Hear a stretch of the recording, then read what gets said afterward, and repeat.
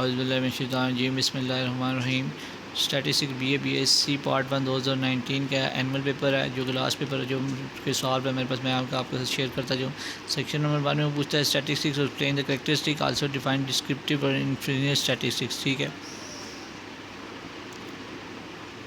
और उसके बाद इसमें छोटा सा न्यूमेरिकल पूछता है कि उसमें कहता है अर्थमेटिक मीन, जीमेट्रिक मीन है और एच हार्मोनिक मीन है। ठीक है, इसको प्रूव करो। फिर उसके बाद क्वेश्चन सी पार्ट में पूछता है सेक्शन में, कहता है फाइंड जीमेट्रिक मीन और मैनिक मीन, और जीमेट्रिक मीन और हार्मोनिक मीन इसमें से फाइंड करो, ये डाटा गिवन है आपको।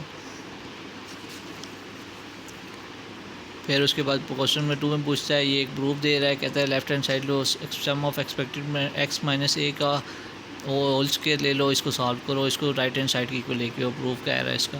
फिर कहता है calculate the coefficient of variation for the given data, coefficient of variation निकालो। ठीक है, एक्स बार निकालो, एस टू डी निकालो, स्टैंडर्ड डेविएशन निकालो, उससे निकाल के फिर कोफिशिएंट ऑफ वेरिएशन आस पे निकलेगा। फिर उसके बाद सी क्वेश्चन में ये डाटा गिवन है, कहता है टेस्ट फॉर सिमेट्रिक और नॉर्मलिटी, टेस्ट फॉर सिमेट्री करो और नॉर्मलिटी का टेस्ट फाइंड करो यहाँ।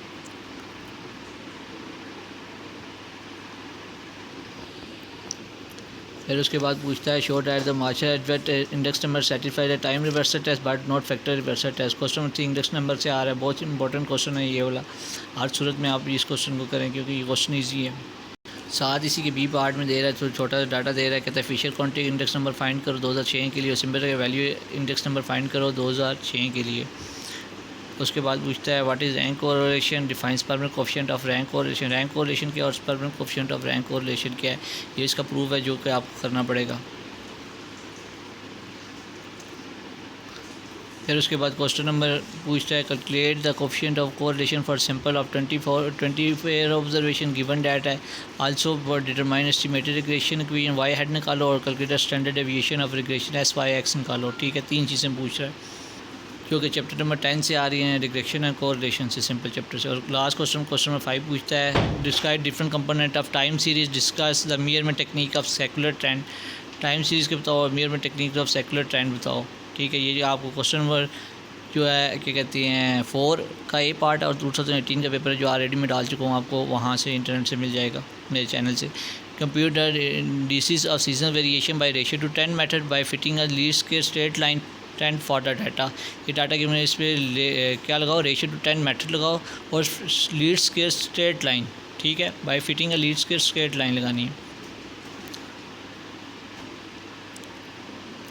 फिर उसके बाद कहता है कंप्यूटेशन ऑफ सीजनल इंडिसेस निकालो। ठीक है, अब इसके सीजनल इंडिसेस निकाल लेने हैं। फिर उसके बाद जो एक डाटा है किसका, वो वाई जो गिवन है, इसको सीजन इंडिसेस को डीसीजनलाइज कर देना है, प्रीवियस पे डिवाइड करेंगे तो हमारे पास हो जाएगा। आगे क्वेश्चन नंबर 6 है, सेक्शन नंबर 2 ये probability define the term random experiment sample space outcome and event, इनकी डेफिनेशन लिखें। फिर उसके बाद C distinct integers are chosen at random from the first 20 positive integer, compute the probability that their sum is even their product is even. फिर उसके बाद वो एक न्यूमेरिकल है, ये आपका क्या कहते हैं, इसी का पार्ट नंबर सी में आ रहा है। उसमें वो कहता है he is hit at least 1 is greater than 0.99। ठीक है, फिर उसके बाद question 7 most important chapter number 7 से आ रहा है state and prove the addition law नहीं सॉरी चैप्टर नंबर 6 से आ रहा है प्रोबेबिलिटी का addition law probability for any 2 event A and B।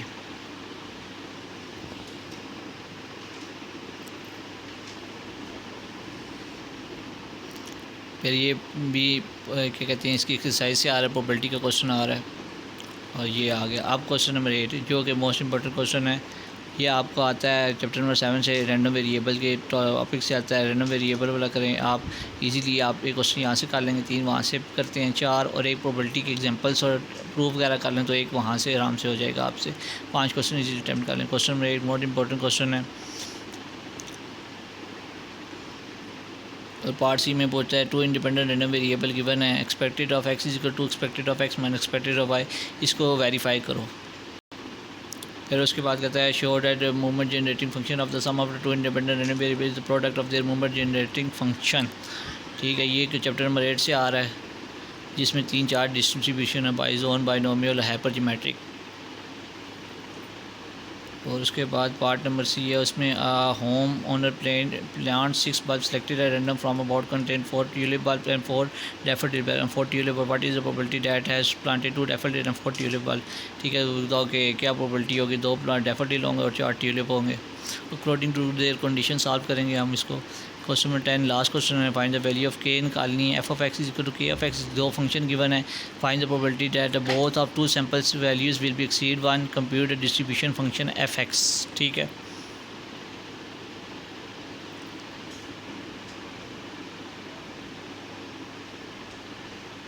और फिर लास्ट में इसका बी पार्ट पूछ रहा है, क्या पूछ रहा है, define the normal distribution and obtain the mean. Normal distribution बताओ क्या, और उससे मीन निकाल के दिखाओ किस तरह निकलता है। The mean life of stocking use by arm was 40 days with standard deviation of 8 days। Assume the life is of stocking follow the normal distribution. 100 pair are issue, how would you need replacement before 35 days, after 46 days। ठीक है,